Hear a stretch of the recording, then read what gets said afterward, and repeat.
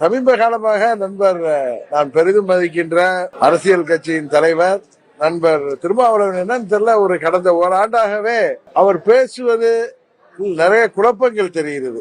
எம்ஜிஆர் குறித்து அவதூறாக பேசிய விசிக தலைவர் திருமாவளவனுக்கு அமமுக பொதுச் செயலாளர் டிடிவி தினகரன் பதிலடி கொடுத்துள்ளார். இன்றைக்கு புதிதாக கிளம்பி இருக்கிற பல்வேறு அமைப்புகள் தமிழ் தேசியம் பேசுகிறோம் என்கிற பெயரில் தமிழ் தேசியத்தின் உண்மையான எதிரி யார் என்பதை மக்களுக்கு சொல்லாமல் தமிழ் தேசியத்தின் எதிரியே திமுக தான், கலைஞர் தான் என்று சொல்லக்கூடிய அளவுக்கு அவருக்கு நினைவு சின்னம் வைத்தால் அதை வந்து உடைப்போம் என்று வெறுப்பை உமிழக்கூடிய அளவுக்கு இவர்தான் ஊழலுக்கு வித்திட்டவர் என்று திரும்ப திரும்ப பேசுகிறவர்கள் என்றைக்காவது ஒரே ஒரு நாள் எம்ஜிஆர் அவர்களை பற்றியோ அல்லது ஜெயலலிதா அம்மையார் அவர்களை பற்றியோ, ஏன் இன்னும் நான் மிக குறிப்பாக சொல்ல விரும்புகிறேன், கலைஞரின் ஆசான் அண்ணா அவர்களை பற்றி அவர்கள் எங்காவது பேசியது உண்டா, விமர்சித்தது உண்டா?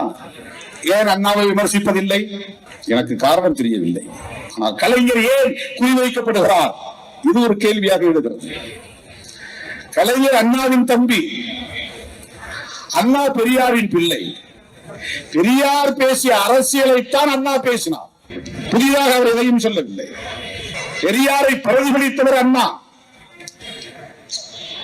ஆனால் அண்ணாவின் தமிழ் இனித்தது, அண்ணாவின் தமிழ் ஆழமானது, அண்ணாவின் தமிழ் பெரியாரின் தமிழை விட நயத்தக்கதாக இருந்தது. ஆனால் பெரியார் பேசியதைத்தான் அண்ணா பேசினார். இன்னும் சொல்ல போனால் பெரியார் என்கிற இந்த பேருரு அண்ணாவால் தான் வெளிப்பட்டது, இல்லை என்றால் அது மறைக்கப்பட்டிருக்க கூடும். ஒரு தேசிய கட்சி எம்ஜிஆர் உருவானதால் ஒரு நன்மை உண்டானது.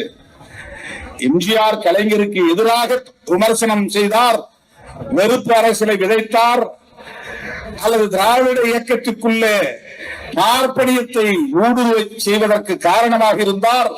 ஒரு பார்ப்பன பெண்மணியே ஒரு திராவிட இயக்கத்தின் தலைவராவதற்கு அவர் பாதை வகுத்து தந்தார் என்ற விமர்சனங்கள் ஒருபுறம் இருந்தாலும் ஒரு நன்மை வாய்த்தது என்னவென்றால் தேசிய கட்சிகள் இங்கே காலூன்ற முடியாமல் தடுக்க முடிந்தது. திமுகவா அதிமுகவா என்று 50 ஆண்டுகளுக்கு மேலாக இந்த அரசியல் சுழல நேர்ந்தது. இங்கே காங்கிரஸ் வளர முடியாமல் போனது என்பதை விட பிஜேபி காலூன்ற முடியாமல் போனது. அதற்கு மிக முக்கிய இன்னொரு காரணம், பல காரணங்கள் இருந்தாலும் காங்கிரஸ் இங்கே வலிமை பெற்று இருந்திருந்தால் காங்கிரசுக்கு எதிராக பிஜேபி காலூன்றி இருக்கும். ஒரு தேசிய கட்சி இருக்கிற இடத்தில் காங்கிரஸ் எந்த இடத்தில் இருக்கிறதோ அந்த இடத்தில் வேகமாக பிஜேபி வளரும்.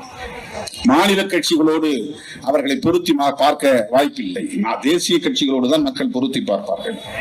காங்கிரஸ் இங்கே வலிமை பெறாமல் நேர்த்து போனதற்கு அல்லது அது வலிமை குன்றி போனதற்கு எம்ஜிஆரின் எழுச்சி ஒரு காரணம். எம்ஜிஆரா கலைஞரா என்று இருந்த இந்த அரசியல் ஜெயலலிதாவா கலைஞரா என்று மாறியது. ஆனால் எப்போதும் கலைஞர் தான் அங்கே மையப்புள்ளியாக இருக்கிறார், மைய அரசியலாக இருக்கிறார் என்பதுதான் தமிழ்நாடு அரசியல்.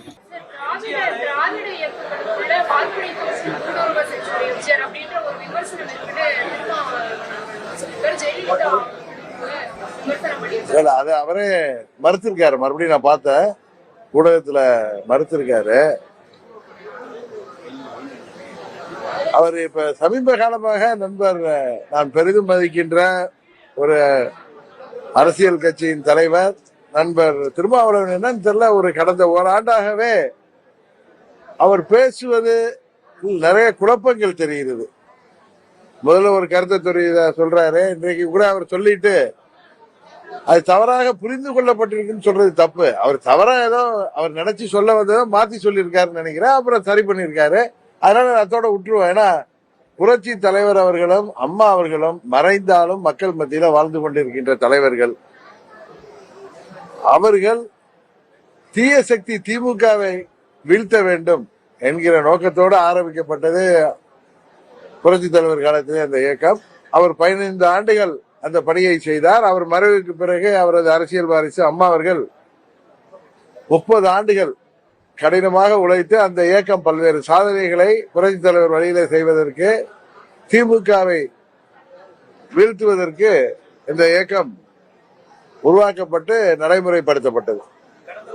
பன்னீர்செல்வம் தேசிய ஜனநாயக கூட்டணியில மறுபரிசீலனை செய்து சொல்லியிருந்தீங்க. நாளைக்கு பாஜகவோட தேசிய பொதுச் செயலாளர் டி.எம். சந்தோஷ் வராரு. அதுல வரக்கூடிய அவருக்கு ஓ பன்னீர்செல்வத்துக்கு அழைப்பு விடுத்திருக்காரு நேரில் சந்திக்கணும்னு. இந்த சந்திப்பு நிகழுமா, எப்படி பாக்குறீங்க? இல்ல, நான் அன்றைக்கு உங்கள் மூலம் அன்றைக்கு தீரன் சின்னமலை நினைவு நாள் அன்னைக்கு அதற்கு முன்பு பலமுறை அண்ணன் பன்னீர்செல்வம் அவர்களை மீண்டும் கூட்டணியை கொண்டு வர வேண்டும், அது பாரதிய ஜனதா கட்சியின் டெல்லி தலைவர்கள் அதை செய்ய வேண்டும் கேட்டிருந்தா திரு சந்தோஷ் அவர்கள் வந்து அவரை சந்தித்து அவரை மீண்டும் கூட்டணிக்கு அழைத்து வந்தால் சந்தோஷம்தான். செய்திகளை உள்ளது உள்ளபடி தெரிந்து கொள்ள ரெஃப்ளெக்ட் நியூஸை சப்ஸ்கிரைப் பண்ணுங்க.